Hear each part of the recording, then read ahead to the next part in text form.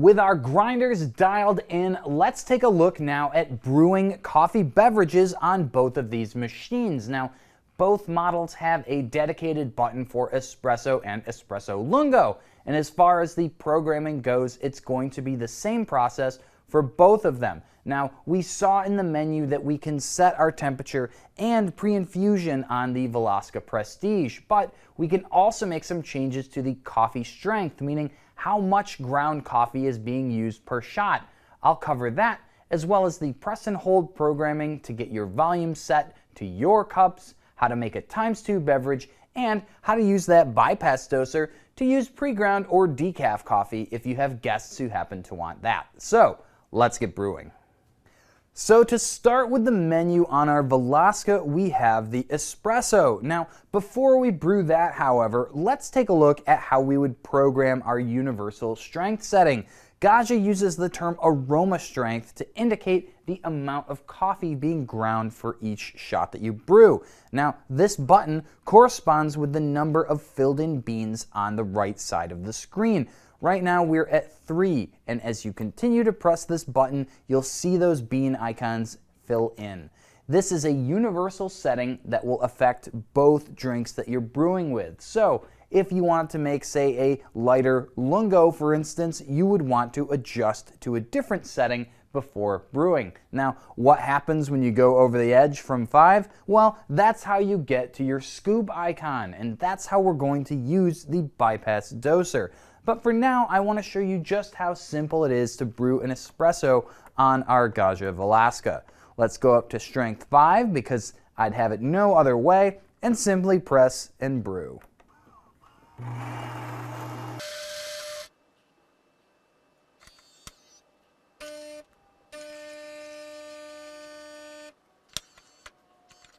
And as you can see, our espresso is basically all crema. I am in love with the Velasca's 10 setting grinder. It does some of the best shots of espresso that you can get on a machine at this price range.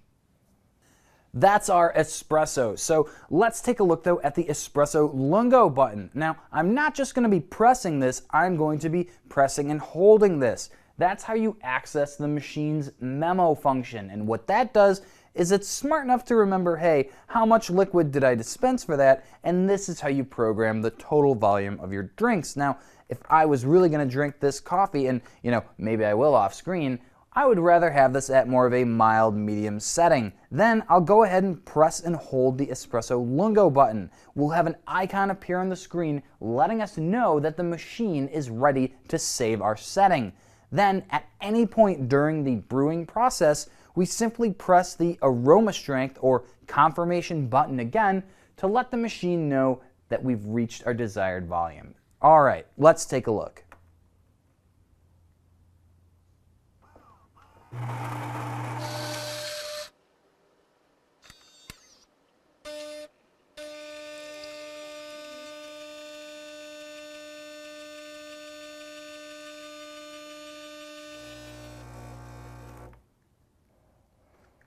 And with the check mark on the screen and the memo icon, we know that we have now saved our beverage. I always love seeing these tall coffees in glasses like this. That cascading foam reminds me of a nice nitro beer, but this is a bit of an upper, not a downer. But if we ever want to program our drinks again, simply press and hold that button again. When the memo icon appears on the screen, you're back again to program to a new volume.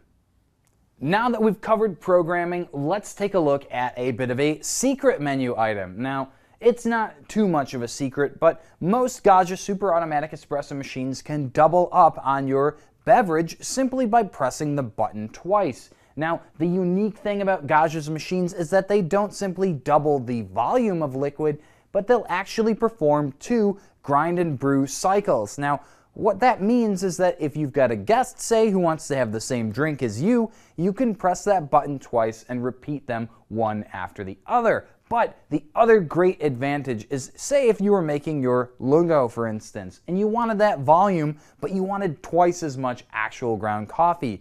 You can use it to basically double the total quantity of caffeine in your cup for a really big kick right in the morning. Now, let's go ahead for that kick actually and go up to our strength of 5. Now, let's demo the ×2 function using the espresso. Again, there's no indicator on these buttons. You'll simply press them twice. Give yourself a brief delay while pushing, and you can see the 2x icon displayed on the screen. That's how you know that the machine is about to perform a ×2 brew cycle.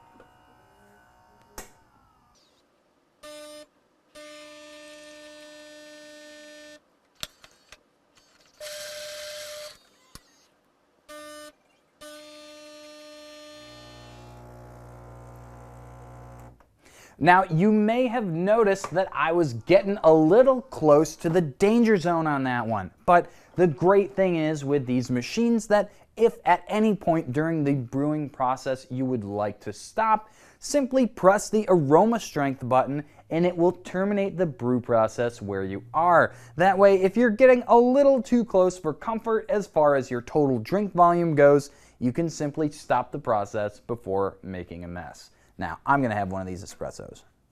For my last trick, let's take a look at using that bypass doser. Now, again, we'll simply press the aroma strength until the scoop icon appears.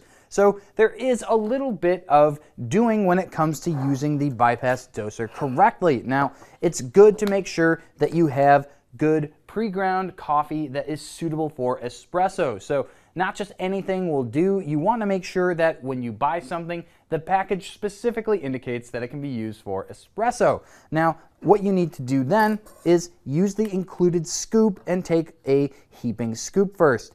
Give it a tap, and if you have room left over, scoop a little bit more. You want to make sure that there are no crevices filled. But it's important to make sure also that we do not compact the coffee in the scoop. You can actually max out the pressure in the brew group and it will cause the machine to dump the shot. So you want to take something like the flat edge of a knife and simply level off that scoop. With that done, you're ready to insert the coffee into the brew group. So we'll put a lid back on our coffee and go ahead and open up the bypass doser. Simply tap the top of your scoop gently to load the coffee into the doser. Now, we'll go ahead and brew our espresso.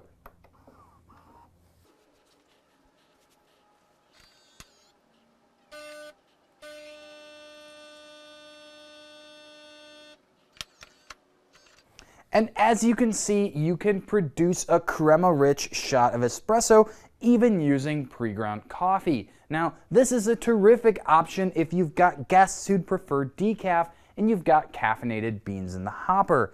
But it's also important to note that the quality of your shots that you get with this pre-ground is going to come down to the quality of the coffee that you're using to brew. Pre-ground coffee loses its crema and its CO2 much faster than whole beans. So if your can has been sitting in the pantry for months, you may not be surprised then if your shot looks a little weak compared to what you're getting from freshly ground beans. So if you have guests, maybe pick up a new can for them before you get brewing.